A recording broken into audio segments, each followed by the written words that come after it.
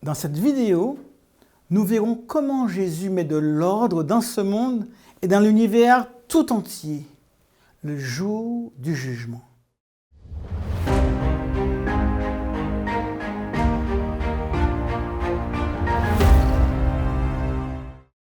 Salut, moi c'est Jean-Jacques. Bienvenue sur Adventiste FFN, la chaîne qui t'aide à te connecter à Jésus-Christ. Si c'est la première fois que tu nous regardes, n'oublie pas de cliquer sur le bouton pour t'abonner afin de ne rater aucune de nos vidéos. Tu peux trouver des informations supplémentaires dans la description ci-dessous. C'est parti!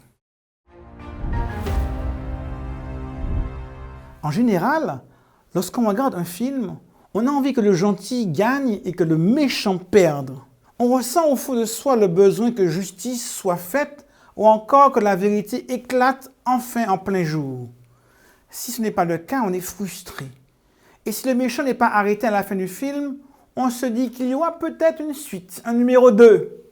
Car l'histoire ne peut vraiment s'achever que lorsque le mal aura été définitivement éliminé. La plupart des gens aiment les happy ends, lorsque justice est rendue à ceux qui le méritent, qu'ils sont heureux, souvent parce qu'ils se marient avec l'amour de leur vie.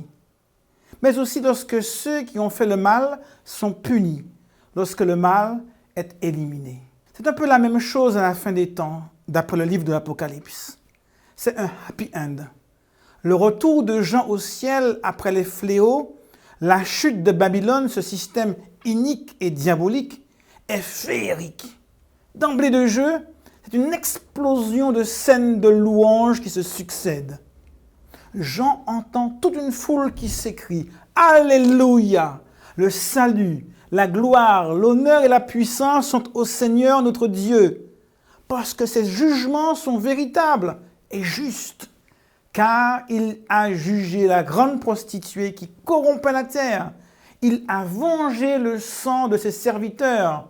Et il dit une seconde fois « Alléluia !» Puis les 24 anciens prennent la relève. Ils se prosternent, adorent Dieu et crient « Amen ! Alléluia !» Les jugements de Dieu suscitent la louange et l'adoration dans le ciel, mais aussi dans tout le cosmos. La terre est un spectacle à l'univers tout entier, avons-nous dit. Dans la guerre entre le bien et le mal, chacun a pu avancer ses arguments. Depuis la révolte du diable dans le ciel, les esprits ont été interpellés sur les forces en présence. Si Dieu avait détruit le mal immédiatement, des doutes auraient pu subsister sur son caractère. Mais Dieu n'est pas un dictateur qui détruit ceux qui ne pensent pas comme lui. C'est la raison pour laquelle, lorsque Dieu agit, c'est parce que le mal a enfin montré sa véritable nature.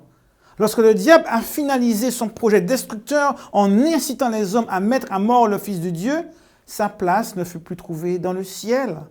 Nous en avons parlé dans une vidéo précédente. Après le spectacle désastreux du chaos provoqué sur terre par le péché, tous peuvent donc maintenant conclure avec Dieu que la destruction des forces des ténèbres est la seule issue possible. Il fallait qu'il y ait un consensus universel pour que la justice de Dieu puisse s'exprimer dans l'harmonie. À la fin des temps, après que les forces démoniaques et humaines se soient liguées contre Dieu et contre le peuple de Dieu également, il n'y a plus de doute. Justice doit être rendue et les forces du mal détruites. Il y a unanimité sur le nécessaire jugement de Babylone, ce système inique, du dragon, de la bête et du faux prophète, symbole de puissance maléfique et persécutrice du peuple de Dieu. Pendant toute cette période de l'histoire humaine, les voies du diable ont été suivies. Il a été le prince de ce monde de ténèbres. Le mal a régné en maître. Mais toute chose a une fin.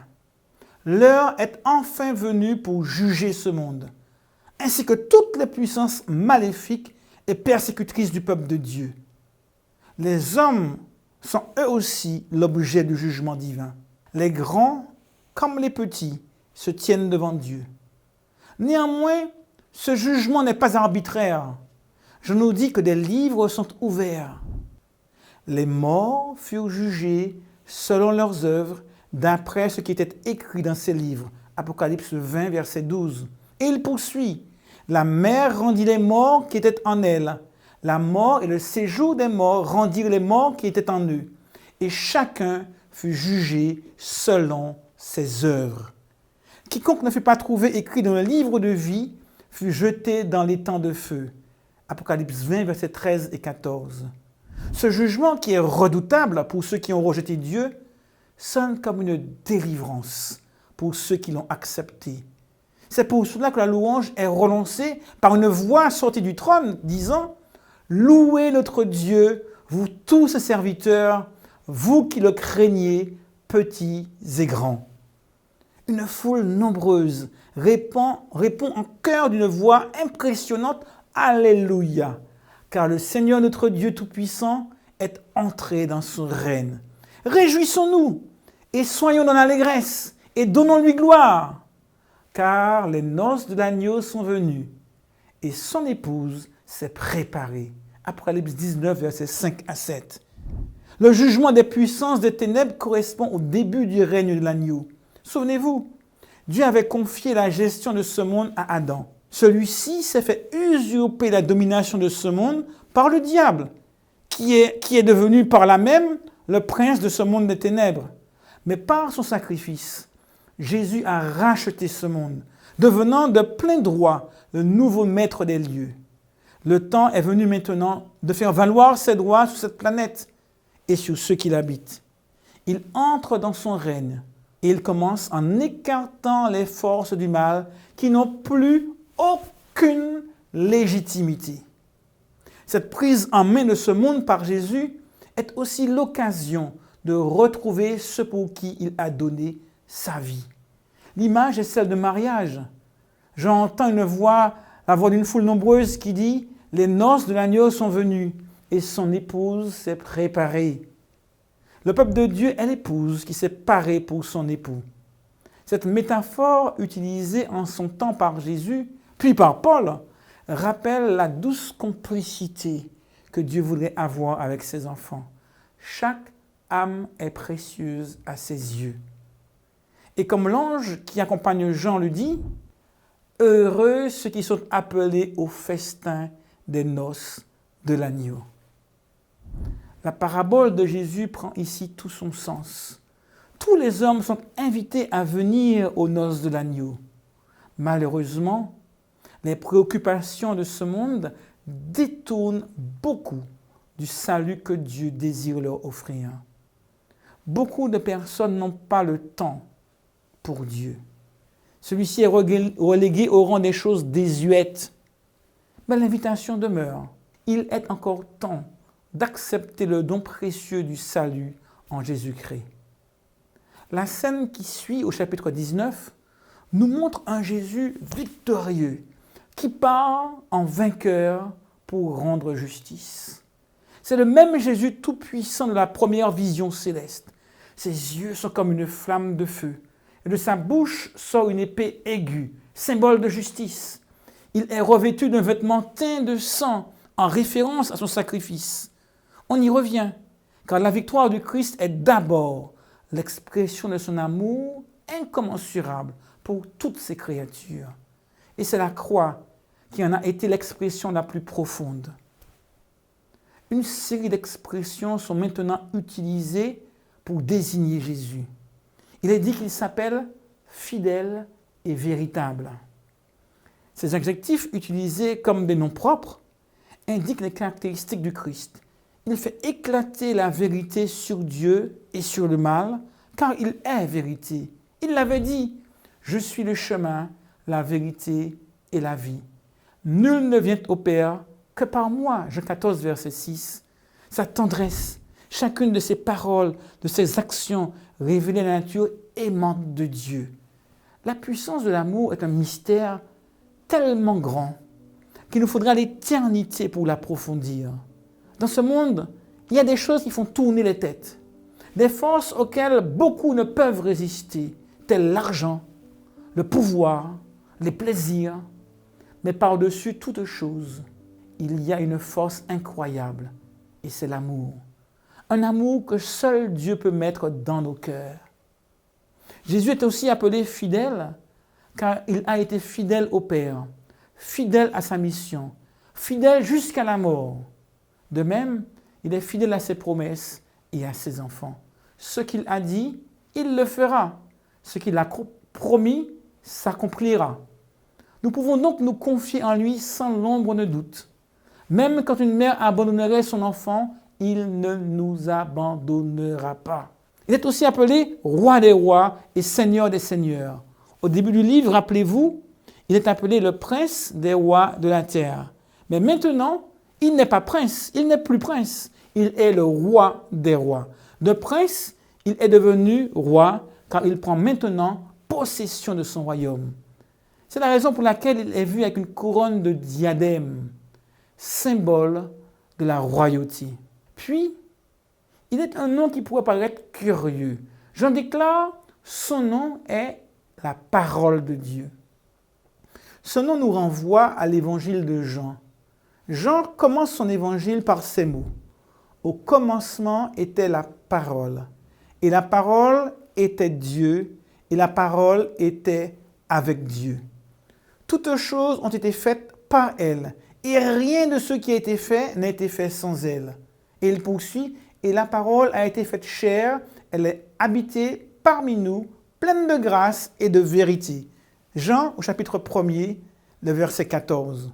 Jésus est appelé ici parole de Dieu en référence à sa puissance créatrice. En effet, c'est par la parole que Dieu a créé le monde. Le livre de la Genèse nous dit que Dieu parle, il s'exprime et il dit que la lumière soit et la lumière fut. Dans les psaumes, il est également dit que Dieu parle et que quand il parle, les choses viennent à l'existence. Il dit et la chose arrive. Il ordonne et elle existe. Psaume 33, verset 9.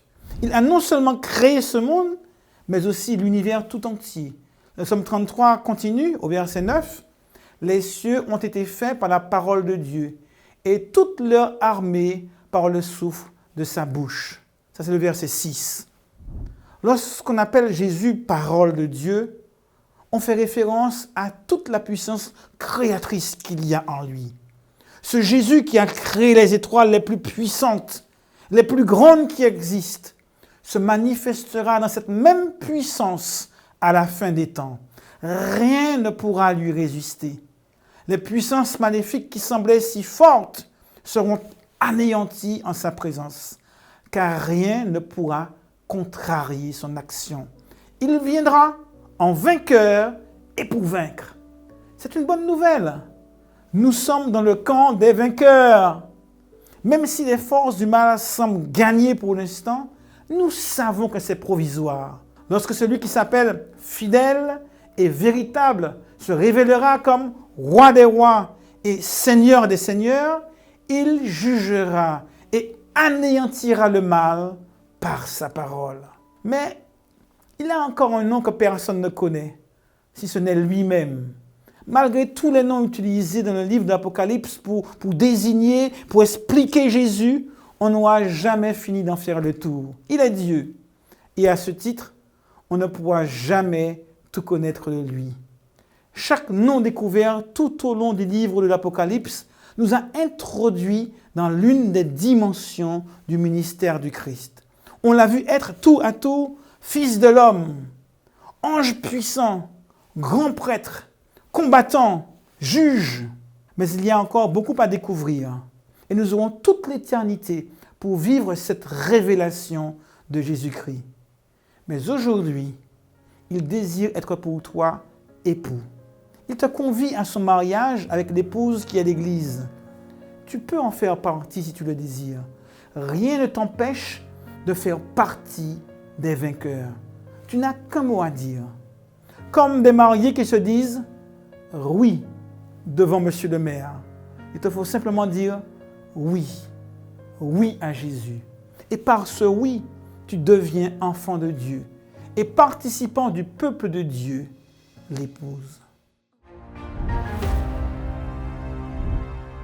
Jésus est en train d'agir pour toi en ce moment. Et si ton cœur est touché et que tu veux qu'il fasse la même chose dans le cœur de ceux qui t'entourent, alors partage cette vidéo avec quelqu'un qui compte pour toi.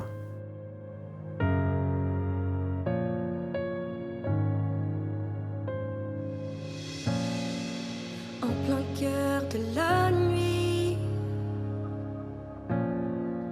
lorsque vient le